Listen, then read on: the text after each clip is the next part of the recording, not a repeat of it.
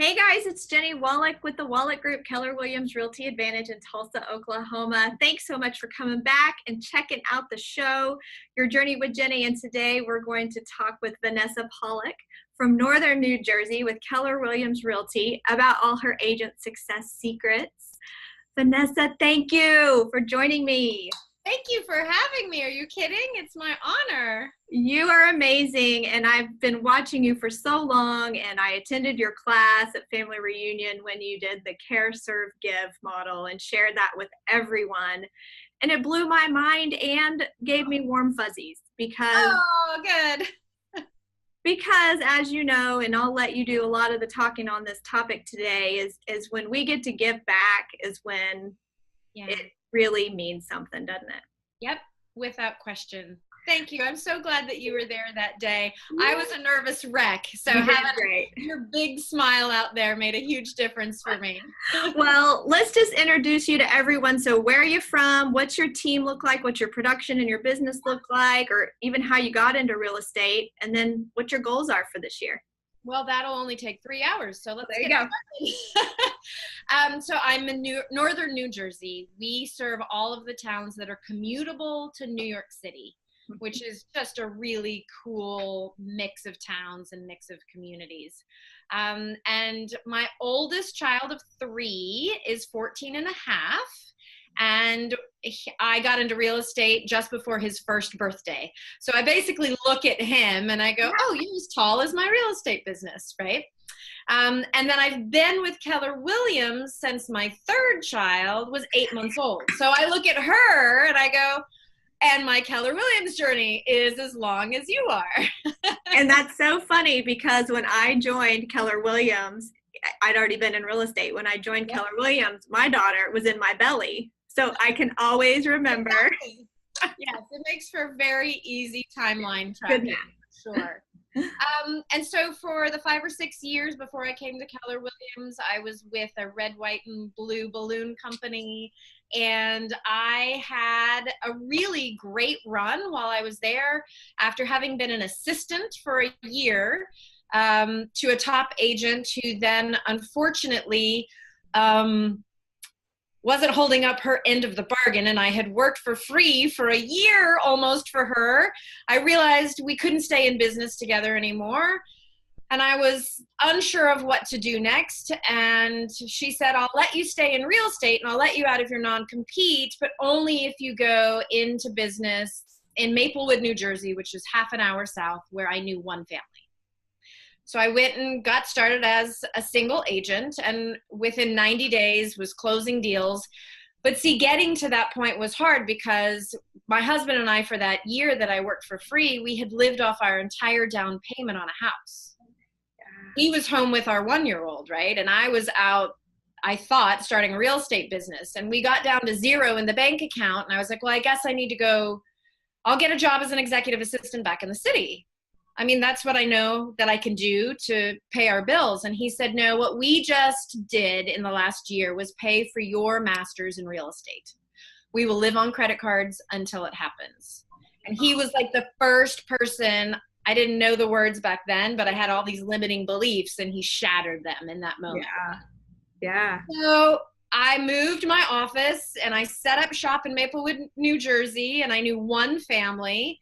And I was scared to death, and thankfully, within 90 days was closing business. And at the end of about 3 years with that franchise, I was the #1 producer for 3 offices of the franchise. Mm-hmm. And then spent the next about 3 years living an insane existence of having another child and then another child, working 7 days a week, getting completely out of balance. It was just no self-care, no leadership of myself or from anyone, no mentor, nothing. It was nuts. And I had gotten to the point where it was no longer sustainable. And I went on a listing appointment and the seller asked me, why don't you have a red sign? I see red signs popping up all over our town. Like, I don't know. Let me go figure out what's up with the red signs. Yeah. So I called the team leader. And which is, I mean, when you think about that, I'm like, hi, I'm a 10 million a year producer, and I'd like to talk to you about Keller Williams. That's kind of an okay, warm call, right? Yeah. Thank you. Absolutely. And as I started to talk to her, she painted this picture of a future where I didn't have to work weekends. And I couldn't believe that that might be a reality, because my husband's a Broadway actor. So if he's in a show, he's working Saturday and Sunday doing shows. So like, oh my gosh, I might be able to raise my children on the weekends and not have them with babysitters the whole time. So I said, what do I need to do to not work weekends? And she said, well, you need to build a team. So I joined Keller Williams, and I immediately got into every single team building, learning opportunity I could find. And I was desperate for it. And so I started on the journey to build the team. And then I hired a MAPS coach, and it was really the MAPS coach that said, I want to set a big sales goal for you. And I was like, I don't like sales, so can we not use that word, please? We were kind of new in the coaching relationship. And she was like, okay, so sales don't necessarily motivate you. What does motivate you? And I said, I've got to figure out how to have a higher purpose for this business. This has got to be a purpose-driven business for me. This cannot be about sales. And she really helped unpack for me that generosity was how I was going to leave a legacy in my communities, and helped me to figure out that that's what was going to fuel me and make me want to wake up in the morning and go lead generate and yes, go sell houses, knowing that that was what was underneath it all. So from the time I joined Keller Williams at about a $10 million producer, our biggest year now, we've hit $60 million as a team. We are on track to almost hit that again this year. That's the hope. And through that journey and through that process, I developed my business model, which is Care, Serve, Give, that I go out and the next real thing for me is what I love is just to go teach Care, Serve, Give so that other associates in the company can learn how to implement it and can feel that higher purpose for their business play out, and really see how they can leave a legacy of generosity in their communities too. Wow, you shared so much in all of that, and so valuable. Thank you for sharing all that. Yeah, thanks for letting me monologue. It was great. And let's before we dive into Care, Serve, Give, because I know so many agents, and you travel around and you talk with them, and I do as well. And we always hear over and over again, they're lost. They don't know their big why. They don't have a passion or purpose. So we'll get to that in a sec. Beforehand, though, how have you seen this switch in your mindset change your outlook and the growth in your business? Well, the growth I can track. I've got the growth tracked, and that was a big part of it for me, that I had to show the metrics for actual business growth before I would go out and teach it.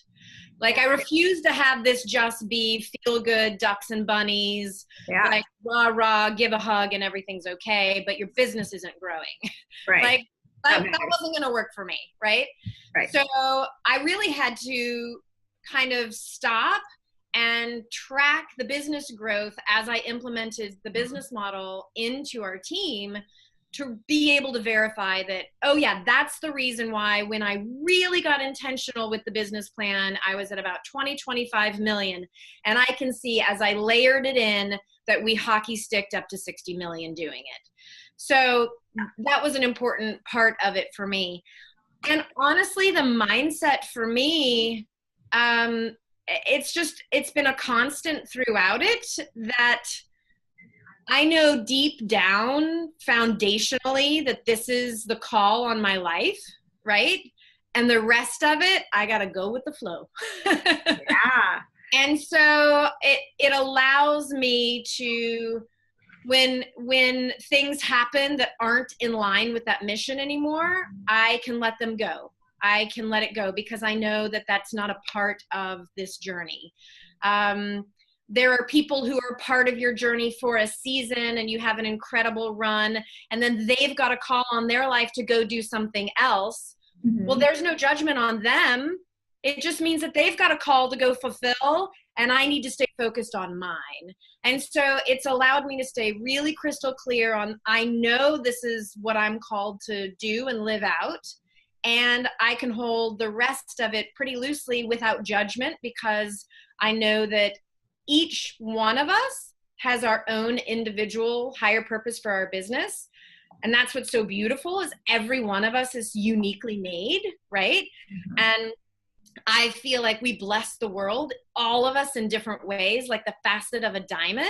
You know, it takes all of us to pour out all the blessings, but mine is going to be different than yours, going to be different than the agent right across the hall from me right now. So it no longer becomes about, well, what do you mean you don't want to do this? I'm like, no, that's great. You go do you. I'm going to do me.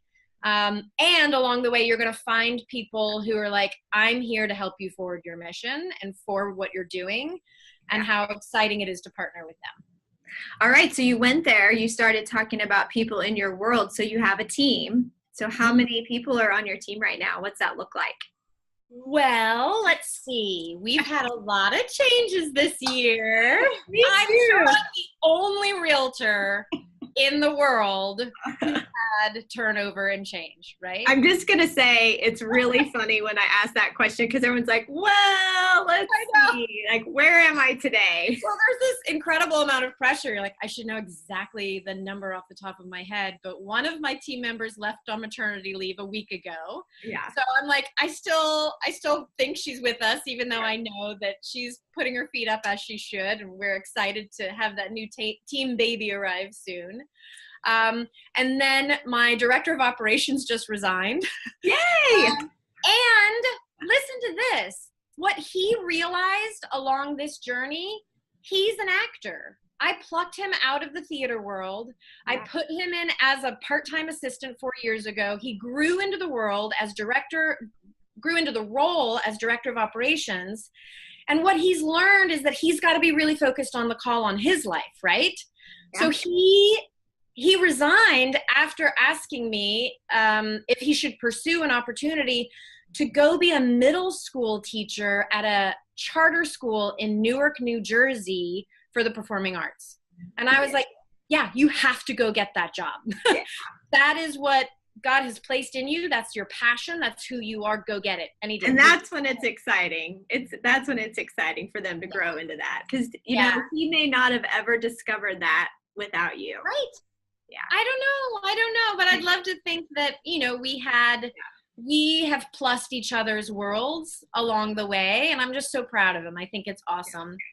So with that, let's see. I am currently CEO and listing specialist of my organization. Good. I have 4 incredible agents who all work with buyers and sellers as well. Mm-hmm. I have an incredible transaction services manager who's just coming into that role with his departure. She's really stepping up and stepping into it. We have an awesome executive assistant who helps us all out. And I also have the world's greatest ISA. I know everybody should be jealous because that's a hard unicorn to find, and we got him. You know, and something else that you did not share is, I don't know who is your marketing director. Your marketing is classy and amazing. That's me, lady. Yeah. That's on me. Thank you. Good job. Thank you. Good job. That's a piece of it for me that I have let go of at times, and then I always take that job back because I just love it so much. And I'm a little particular about aesthetics and about the consistency of everyone's experience visually, and that's both in the staging and presentation with the photography of our homes. It's also in social media, pre-list packages, home buyer guides, seller guides, the videos we do, the short film commercials we started doing, like all of it. Okay, they're so good. And this is totally off subject. However, we did borrow your listing presentation tomorrow. And so I know that everyone would probably love to see your listing package and your buyer package that we can. Got it. So I actually have links. I know. Yeah, vphomebuyerguide.com. VP, like Vanessa Pollock, vphomebuyerguide.com. Yeah. That's the 45-page print guide that, you'll see it digitally, but that we give to all of our buyers. And we use them as a conversion tool in open houses. Somebody comes in and they're like, ooh, what's that? My agent's able to say, oh, it's this great guide. If you would like to work with us, you're going to get this. And it's a cool tool that way. And then our pre-list package magazine is vpsellerguide.com. And so we drop that off along with a sample brochure and a cover letter to every single one of the homes that we get to speak to and we think we might get an appointment with. And that does a lot of the heavy lifting for us. It sure does. Those are beautiful pieces, by the way. Well, inside of your seller guide, and I'm sure your buyer guide, you touch on what helps you stand out. We call that your unique value proposition. Yes. And let's go into what yours is. And I think that's the thing that includes a triangle. Yes, thank you. So much of what Care, Serve, Give, it's our tagline. So we care about you in the community. We provide the best service in the real estate industry, and we give back to the charity of your choice and the communities we serve. So really, when I thought about generosity and I knew that it needed to be a repeatable model that I could repeat year after year and then ultimately share with other associates to repeat in their businesses, I thought about what are the three pieces? If it is a triangle, what are the three things in the give model that we can just repeat again and again and again? So the first piece of it is just our marketing plan. We are, I would say 98%, our marketing is all mutually beneficial sponsorships, events, and donation to charitable organizations so that the community benefits and our logo is on it, so our brand benefits and it increases brand awareness. Mm-hmm. I sit down with all the PTA presidents for our school district at the beginning of the year, and it's a real fun meeting when you call them and you're like, hi, this is Vanessa Pollock from Keller Williams. I've got money I'd like to give you. Can we meet? Yes. Nobody says no to that, right? Right. Yeah. Then we sit down, we look at their whole calendar of events for the school for the upcoming school year. And I say, you know what, I want to sponsor this event, and this event. Here's your check. You guys can plan that way. I've got my budget clearly laid out for my P&L, or I'll say, here's a check for one. I'll give you a check in January for the next and April for the last. I get to plan, they get to plan. And I can't tell you how many times I go to the community pool, which is why I'm tan right now. And I will have people come up to me and just say, thank you for how much you do for our schools and how much you do for our community. And I knew I didn't want to be the realtor that they looked across the pool and were like, oh, that's that realtor that, they make too much money or whatever that thing is that they say about us. I wanted to change that from the inside. And so it's just awesome because that piece of the triangle feels good, right? And it gets us into relationship. And I know it's making a difference in all of our schools. Yeah. So that's marketing. So then I realized a long time ago that I was spending a lot of money on closing gifts that I didn't necessarily think people would ever use or anything people would care about. So I really wanted to do something that was meaningful, and not meaningful for me, but meaningful for the client. And so what I realized was that what's meaningful to our clients is often their charity of choice, right? And so I made a commitment that at every closing, I was going to donate to the client's charity of choice. After doing that for about 1.5 years, almost 2 years, I was like, this is a pain in the neck administratively. How do I make this easier, right? So I partnered with the same company that I partnered with on the home buyer guides and seller guides, actually. And we built out closingforacause.org so that I can send, and anyone now, because it's a tool that I created and I've given to our industry, I can send that domain, closingforacause.org, out to my client and get to say, hey, we're getting close to closing. And as you know, we don't give you a tchotchke. We make a donation to your charity of choice. Click through to pick your charity. They fill out the form. Yeah. It sends to my admin. He gets the notification, and in 2 clicks, he's funded the donation, and it shows up on my P&L.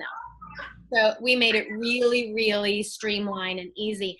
And what I really am excited about is, you know, we've all read, or should have read, the Millionaire Real Estate Agent book. Yeah. And we've heard Gary Keller talk about giving and this idea of give $1 million, right?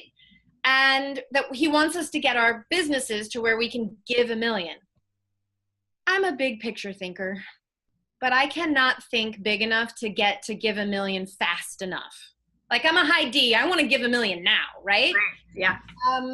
So then I realized if our entire company decided to use closingforacause.org, if every single agent would just donate $25 to their client's charity of choice, just last year alone, our Keller Williams family would have donated over $25 million into the world's charities.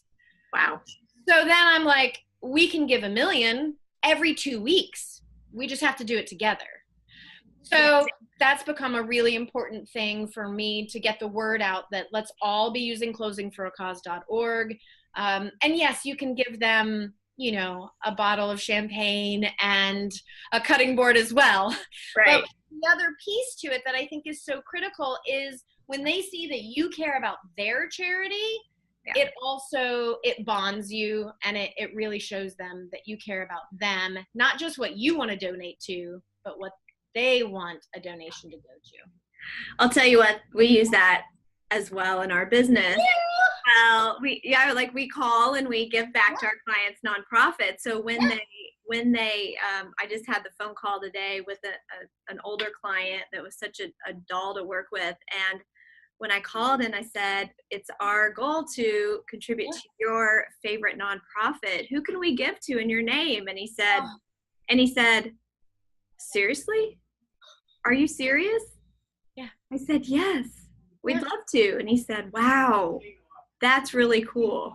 Yeah. And so we're touching them in a way that it's so simple for us to do. In the big picture, it's a small amount of money. Yep. And it touches their hearts. Without question. And he'll remember that forever, because how you made him feel in that moment, he will remember forever. Yeah. So you're getting the word out. How are you sharing this model in the closingsforacause.org? How are you sharing that? Well, I'm out teaching Care, Serve, Give, and I teach the Give model as a piece of it. And then I was so blessed to get to step in for Mo Anderson. Yes. She was ill during family reunion and co-host the Cultural Summit with Kay Evans. And we got to talk about Closing for a Cause during that, which was really, really cool, in Care, Serve, Give. Now, I don't know, because we're still working on planning, but I can say, because it's on the Mega Camp agenda website, that I am co-hosting again at Mega Camp next month, and this time with Mo. She's back, she's healthy, she's feeling great, she's doing awesome, and I get to step in and co-host with her. So we're still in the development phase of what the scripting and everything like that would be. Maybe we'll get to talk about Closing for a Cause from the stage. If not, it's so much a part of who I am and what our business model is that I love just to tell everybody. So at Mega Camp, that will be like my one thing, telling everybody to use closingforacause.org.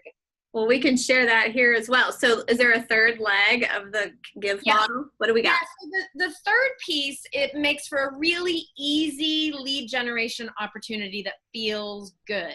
I don't know, maybe I'm the only person that like has a hard time getting motivated to lead generate, maybe. Probably not. And knowing that, I was like, what's going to make me want to get up and lead generate, right? Well, for me, again, comes back to generosity. Now, I've filled my clients' bucket by giving to their charities of choice, right? But I realized I need to fill my bucket too. So what is important to me, and how can I make a difference specifically in my community in a way that I want to be known for? So I actually established the Vanessa Pollock Music Initiative in partnership with a local education foundation. And we raise money for music education, the rental of band and orchestra instruments for kids who otherwise wouldn't be able to participate in band or orchestra, and private music instruction for prodigiously talented in-need students. So what we do is we have 2 big fundraisers a year, and they're concerts. They're free concerts. I get tons of local businesses to sponsor, to underwrite the cost of the concert, and then every single dollar, we can be sure, gets donated to the VP Music Initiative. And the lead gen part of it is that we get to call all of our past clients, all of our present clients, all of our future clients. We get to call the world and invite them to our free concert. And it's such a great night. The music is world class. It's all some of like Broadway's best and Grammy nominated musicians and these killer players. And people just get to have a good time. And then if they want to donate $10, $20, $100, they know that every single dollar is going into the music initiative. So it gives us 2 touches a year to call the reminder that the event's coming up, and then to hug them when they actually show up. So I guess really that's 6 touches out of the 2 events, right? Right. And we know that we're making a huge difference in the lives of hundreds of students in our town every single year. And I can, look back and see the impact it's making in their lives. So it's just, that's what I wake up in the morning and I think about the faces of the students that have gotten our scholarships. And I'm like, I don't want to lead generate. Right. I'm going to do this for the next, Isaiah, for the next Autumn, for who, the names of these miraculous, amazing kids who have been scholarship recipients in the past. And it lights a fire in all of us. All right, so we're getting to the end of our conversation, and you've shared all of this passion that you have in your heart and how now you're giving back, and it feels so good, and that motivates you to lead generate and talk to people and invite people, and you love it and you have fun. What about those out there that are in that hamster wheel where we've been before and not getting out of the funk and seeing your joy and thinking, well, and having the limiting beliefs that maybe we used to have? What would you say to them? I would say the first thing that you have to do is take care of you. Self-care is absolutely critical for all of this. And a big part of my journey, a huge part of my journey, was that after I joined Keller Williams and got into all these training environments, attended Quantum Leap. And when I took Quantum Leap, I realized I was not the person I wanted to be. I wasn't the wife, the mother, the business owner, the human being I wanted to be. And I realized that my priorities were completely out of line and that I actually had placed alcohol above every other aspect of my life. And I was about a year into Keller Williams when I gave up drinking alcohol completely. And the meteoric growth and the opportunity to dive into the higher purpose of my business and how I'm wired and the self part that God planted in me, I couldn't tap into when I was completely covered in addiction, right? And when that lifted, when I was able to finally submit to, you know what, I got to give that up, that's when all of this started to come into place for me. And where, I said getting sober, it has been like recovering from frostbite. Slowly but surely you get all your feeling back. Wow. And as you get your feeling back, that's when these things start to become clear. So I'm not saying any of the viewers out there, it has to be as heavy as mine. But I have things that are holding me back now that I still need to deal with. But that was the big one for me. Like, When I set that aside, I was able to move into this next season of my life. So what is it? You know, for a lot of people, it's, you know, it's the phone. It's too much of the scroll. It's shopping. It's food. Maybe it is drugs or alcohol. Whatever it is, like, what is out of balance and what has placed itself as a priority in your life that should not be a priority. And when you can remove that, and part of, you know, the thing for me was like, oh, right, it's got to be God, family, business. It can't be booze, business, family, God. Yeah. Like, I did that for so long, and that was my hamster wheel, right? Yep. So when I said, okay, booze has to go, and then it's got to be God, family, business, that's when it all fell into place. So I think it's just really being spiritually honest. Yeah. And really, really, truly honest with yourself, and figuring out what that prioritization needs to be will help people, I think, get to the next place. Thank you for being so vulnerable and transparent in that. And I know that will help lots of people. You're welcome. That's what I know that's the blessing in my story. Now I'm going to cry. Don't make me cry. But that's why that's a part of my story, because I know somebody out there needs to hear it, that they're not alone, they're not the only one who struggles, and that you can get to the other side of it. And there's so much beauty on the other side of it, and you don't have to live in a place of shame and guilt around it, because if we're going to talk about the give model, the biggest thing you can give is your story to help other people. So beautiful. Okay. I'm not gonna cry. Well, our time is up, and I want to keep going and sharing with you. And I know I get to see you real soon in person to give you a big hug. Yes. How can all of our viewers or listeners give you a referral when they have someone move into your area? You can go to pollockpropertiesgroup.com. There you go. There's a contact us page on that. Mm-hmm. And my incredible ISA will gladly take great care of you. Or, I mean, honestly, text me. 917-723-4006. Don't call me. I never pick up. But text me. Oh, us realtors. I know. Yes, I know. I'm the worst.